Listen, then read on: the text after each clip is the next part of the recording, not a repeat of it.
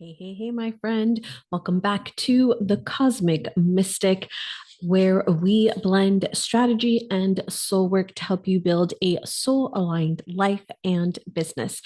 I am excited to share with you. We have moved into Aries season. That's right, my friend. This is Aries season. We are here. It is the beginning of the zodiacal year. Hello, welcome to the new year. So, if you have been feeling like just waiting for things to get started, I can't wait for things to get started, or maybe you just need a refresh, my friend, this is your opportunity. So, in this video, we're going to talk about this week's sidereal astrology, what is happening in our sky, which we don't have too much happening, but I do want to talk about Aries season and a couple of transits that are happening, plus where our moon is. You know, I love to share with you every single week because that is your emotional energy. That is really what drives you. So let's go ahead and dive into this week's sidereal astrology forecast. All right, let me share my screen here.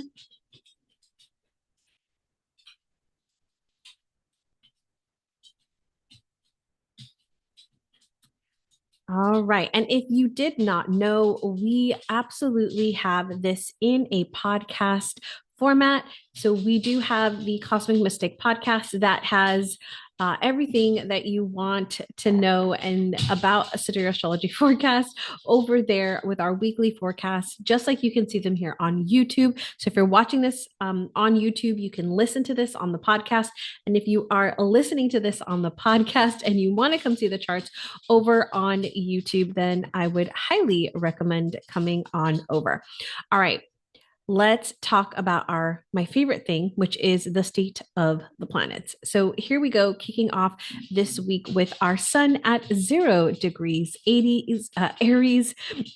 Chiron is at 28 degrees Pisces, Neptune 6 degrees Pisces, Mercury in 4 degrees Pisces. Our north node is in Pisces, Saturn is at 1 degree Pisces, and Venus has moved into Pisces. We also have our Pluto over here in Capricorn. Our moon kicks off this week in Libra. We've got Mars in Cancer, Jupiter in Taurus, and Uranus in Taurus. So let's talk a little bit about some of the things that have happened over the past week. We saw the sun move into Aries on the 13th. So over the weekend, the sun did move into Aries. We are finally here, my friend, as I mentioned. And we will be in Aries season from April 13th through May 14th. So this shift is the new year in astrology. In the zodiacs, Aries kicks off the 12 zodiacs. It is the very first sign. It is often referred to as the baby. Excuse me, the baby of the zodiac. Now, the baby of the zodiac, you can think of just like a baby in the fact that it is looking to understand its world. It is very tangible, tactical. It wants to touch all the things, it wants to understand all the things, it wants to have its needs and its desires fulfilled. So when we think of it from that standpoint, you could think of how Aries is very much the starter. It is a cardinal energy. So it starts things, it kicks things off. That's why our tropical friends, right? They use this as the spring, right? It starts spring season and it's that beginning, which many cultures used to view the spring season as the new year, as the kickoff. And when we got into the Gregorian calendar, and we got fixated on the 12-month idea, it completely changed the way that we are viewing that.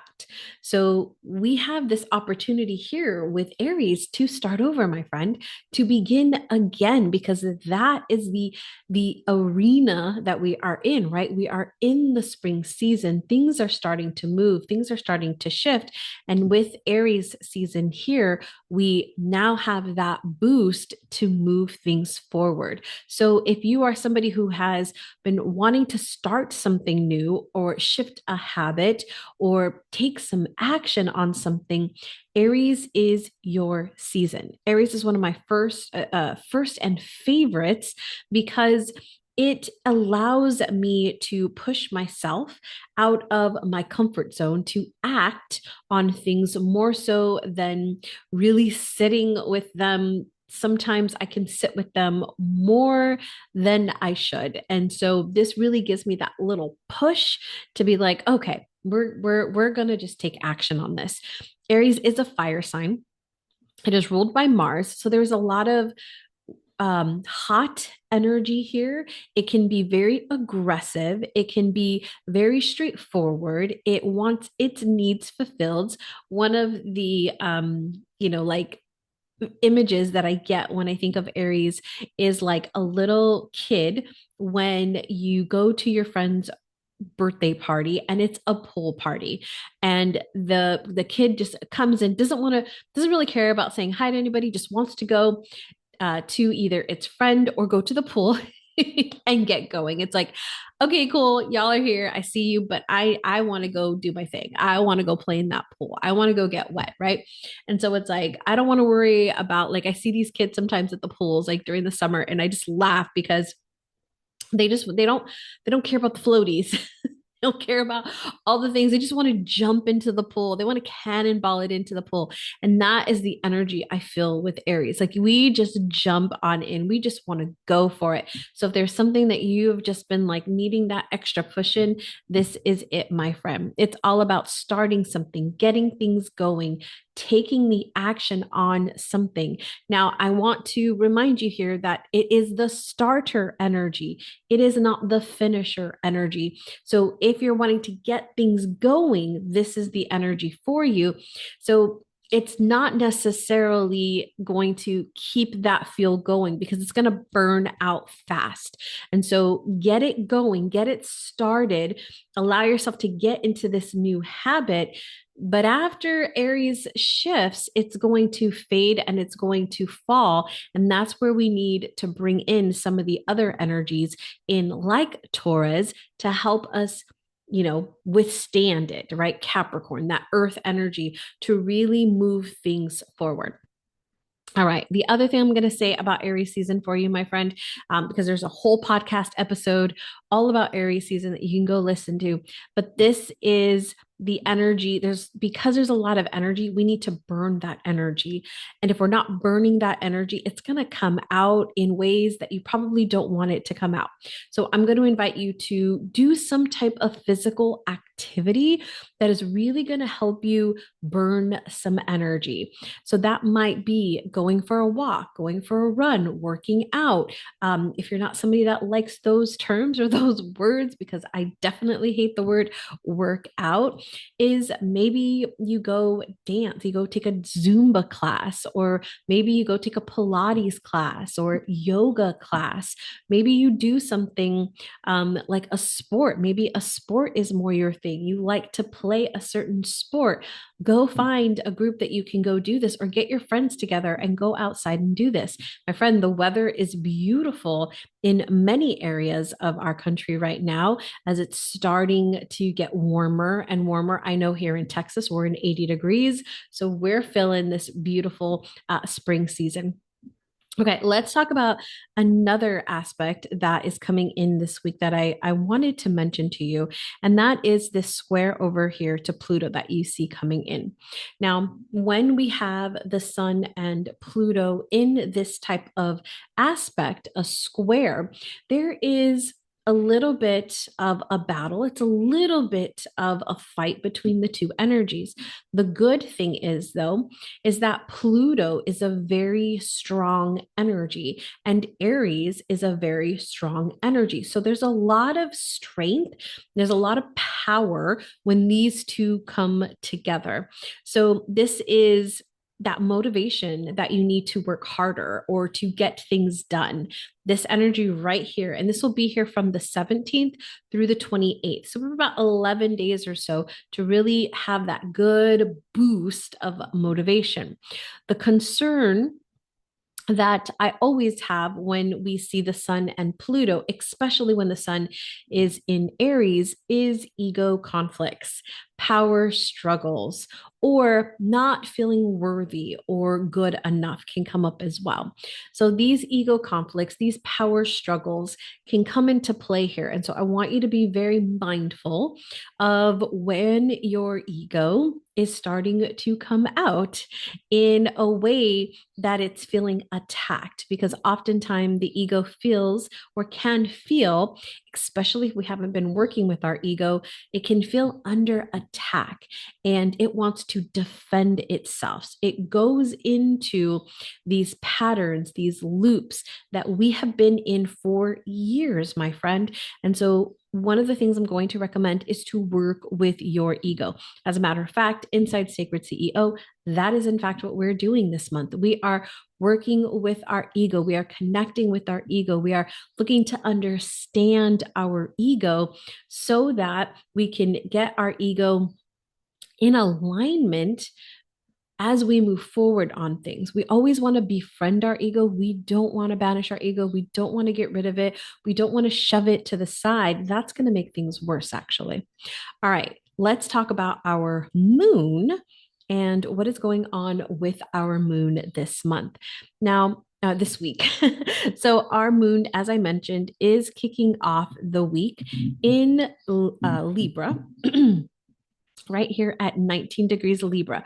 And it will be in Libra through Monday into Tuesday morning. So Libra is a very balanced and harmony, peace focused sign of the zodiac. It's where we are looking to come into alignment, to come into that balance, into that harmony.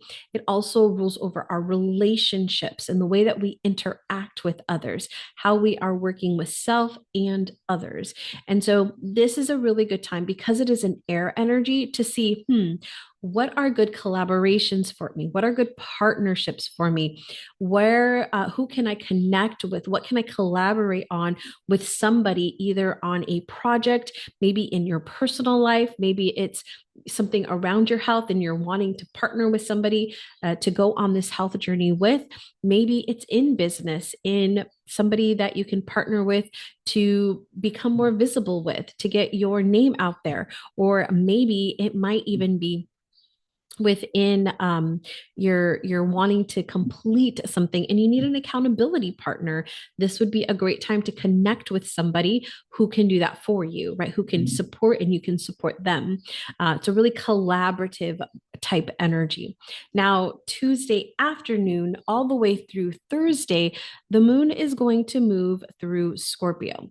Now, Scorpio is our water sign. It is our depth. It is our transformation energy. And so when the moon moves through here, things get deeper. we get more into things. This is a great time to do some healing work, to do some inner work, that shadow work that we all should be doing. This is that time to really do that. It's also a great time to get deep into research and to research things. This is a very fixed sign. And so what that means is it can get really focused on something as well. So if there's something that you want to either dive deep into and really understand, this is a good time to do that. Or if you need to get fixated on something, right? Sometimes, I don't see words as good or bad. I think the energy that we put into is what matters. And fixating on something that is good for me, like fixating on getting my steps in a day, is a great thing to fixate on, right? fixating on being a better version of myself, that's a great thing to get fixated on. There's also other things that we can get fixated on. So we can direct this energy into what it is that we want to get fixated on, and just understand that you could probably get into some things that maybe you don't want to get fixated onto. All right, moving on to Friday, the moon is going to move into Sagittarius. So Friday and Saturday, the moon will be here in Sagittarius, which is another fire sign. So we have our sun, which is going to be in the fire sign of Aries, and Sagittarius, which is in the fire sign of the fire sign of Sagittarius. So we've got two fire energies here, Friday and Saturday. So if this is the best time of the month to really take some really positive action in towards what it is that you want to do, what it is that you want to desire. This is like get out there and explore, my friend. You might have a desire or a feeling or just feel pulled to like go out and to do something, whether that's going for a hike or going to your favorite place to hang out, or going and hanging out with friends. Like this is a time to get out and to do something. Or maybe you're wanting to sell your stuff. Let people know about what it is that you have to offer, because this Aries season is such a great season, my friend, to sell your things. All right, moving on to Capricorn. On Sunday, the moon will move into Capricorn, and it will be in Capricorn as we begin our week next week. Now, with Capricorn, it is ruled by Saturn, and this is a very responsible sign. So you might have gone out and had some fun and did some things on Saturday, Friday, and Saturday, and then Sunday, it's like, okay, time to get things in order, time to plan my week, time to get that laundry done, time to food prep, all the things that you want to do. This is your time to do it. Saturn and Capricorn are really good at planning ahead, at getting organized and doing the things that you know we need to do, right? Being responsible. So we'll feel that energy come in as we kick off the week on Monday. All right, let's talk about just a few more things that I want to share with you about this week. Let's talk about Venus.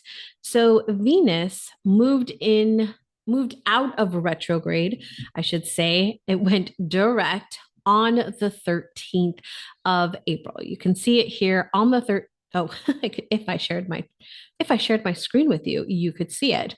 On the 13th of April, you'll see that Venus moves out of retrograde and is direct. Now, it's been in Pisces, and now it is moving forward in Pisces. So we've had this Venus retrograde that has really been helping us evaluate our money, our relationships. And so this is the time now to kind of move forward anytime we have a retrograde, whether that's a Mercury retrograde, a Venus retrograde, a Saturn retrograde, a Pluto retrograde. These are opportunities for us to evaluate some things within our life, to rethink them, to redo them, to reorganize them, so that when the retrograde period is over, we can take some steps towards whatever that is that came up during that retrograde. So with Venus, we're looking at our money, we're looking at our relationships. And so if there were things that came up during the retrograde period, right? And plus we're in eclipse season and we've just had this year of endings like no other. This is a time for you to now move forward with whatever those insights were. So if it is around money, what shifts are you making? What changes are you making now as it relates to money? If it's in relationships, maybe I've heard tons of people, happen to me as well, of old friendships, old relationships coming back and wanting to rekindle the relationship or wanting to move forward with something. And maybe you're not in alignment with that relationship any longer. And so what are you going to do now, my friend? Making this a new decision as you move forward, keeping in mind that Venus is going to be in that shadow period, just like Mercury is currently in that shadow period for a few weeks as it moves through. But Venus being in Pisces does bring a bit of I want to say confusion, but it's more of not being crystal clear on things. It kind of brings this little aspect in here of how, like, I can't quite see things clearly. And so if you're struggling to, like, I know something's off, I know something's not working, and whether that's in your money mindset, your attraction, your accumulation of wealth, or whether it's in the accumulation of relationships and friendships, if there has been something that you're feeling like it's off and you can't quite place your finger on it, and you've done all the things, this could be why. And so you can use this period. This is what I like to do. Well, Venus is in Pisces, is connect in with source, with God, with the divine, with the universe, connect in and allow that information to come through to me in whatever way that is going to come through. The more you sit in a meditation, the more you unconsciously journal, the healing sessions that you do with people to help you bring it forward.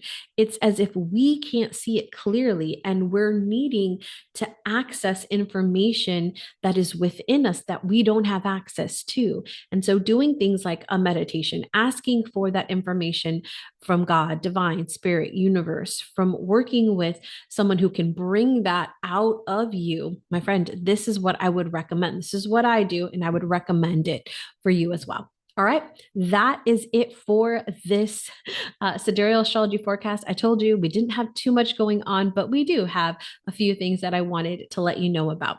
Now, if you want the full forecast for April, be sure to check out the April forecast. And if you are wanting to navigate this season with a guide, then my friend, check out our Spring Guidebook. Our Spring Guidebook has just launched. It is 100 and some odd pages of goodness, my friend. Inside the guidebook, you are going to find what each zodiac is over the next 3 months. So we've got Aries, Taurus, and Gemini. Learn how to work with those energies. We've got journal prompts in there for you for each season. We've got information and rituals that you can do for the new moon, for the full moon, over the next 3 months. So if you're curious about what the energies are and you need a guide to help you go through the energies of each of those seasons, each of those cycles, then my friend, this guidebook is for you, plus a weekly journal prompt and affirmation that you can use to work through that energy week by week. It also has crystals you can use, essential oils you can use, and other rituals that you can do during the spring season. It is by far one of my biggest projects that I've done and put together, and I'm so excited to share with you.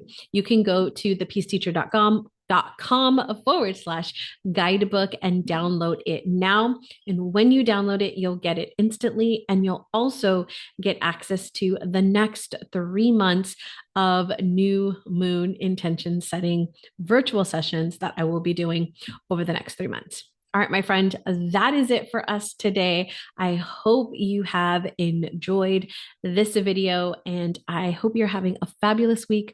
Until next time, my friend, remember to keep shining your unique light.